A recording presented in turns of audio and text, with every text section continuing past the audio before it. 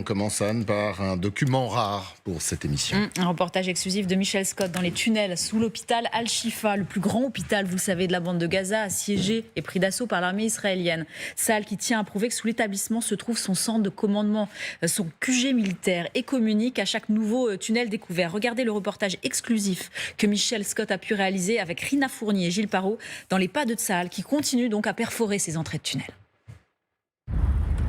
C'est un paysage lunaire que nous découvrons en pénétrant dans la bande de Gaza, juste avant que la trêve n'entre en vigueur.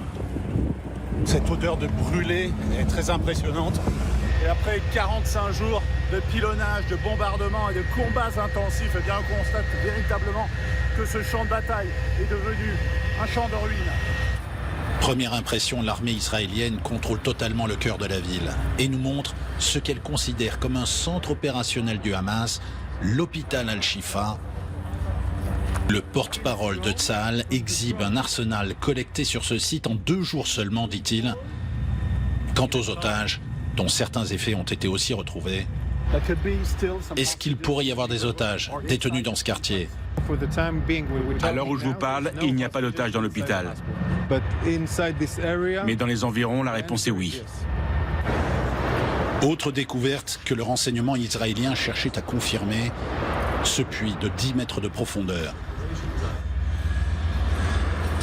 C'est l'entrée d'un tunnel construit par le Hamas que Tsahal a découvert en arrivant à l'entrée de l'enceinte de l'hôpital Al-Shifa.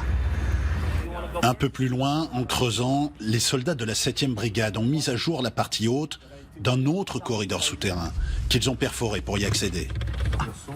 Ce dernier passe exactement sous les bâtiments de l'hôpital. Voici donc l'un des tunnels. Il y en a de très nombreux. C'est toute une structure, tout un réseau de conduits comme celui-là. Vous voyez, à peu près 2 mètres de haut pour 60 cm de large. On a trouvé plusieurs pièces, une cuisine, une salle de bain et encore un autre lieu dont on ne sait pas à quoi il servait. Car ils ont tout enlevé en partant. Mais nous sommes sûrs qu'ils utilisaient l'hôpital au-dessus comme protection pour rester ici à l'abri. Le tout bénéficiait de l'air conditionné et c'est d'ailleurs comme ça que le colonel Tsouri et ses hommes ont localisé ce tunnel en suivant l'alimentation électrique reliée en droite ligne au climatiseur fixé à la façade de l'hôpital. En ressortant, nous apercevons quelques civils palestiniens parmi les rares qui demeurent encore dans le complexe hospitalier. Il semble que ce soit une famille, il y a peut-être 2 familles à cet endroit. Ils n'ont pas l'air apeurés. Et puis un membre du personnel s'approche, peut-être un infirmier, il nous interpelle. Cela fait 4 jours que nous ne pouvons plus soigner qui que ce soit, dit-il. Avant qu'un soldat nous ramène dans le périmètre autorisé. Pour quitter la ville de Gaza et prendre la route du sud, les derniers résidents doivent emprunter des corridors humanitaires, comme ces personnes dans ce bus aux couleurs des Nations Unies, à qui nous parvenons à arracher quelques mots. Je veux vivre en sécurité, dans la paix.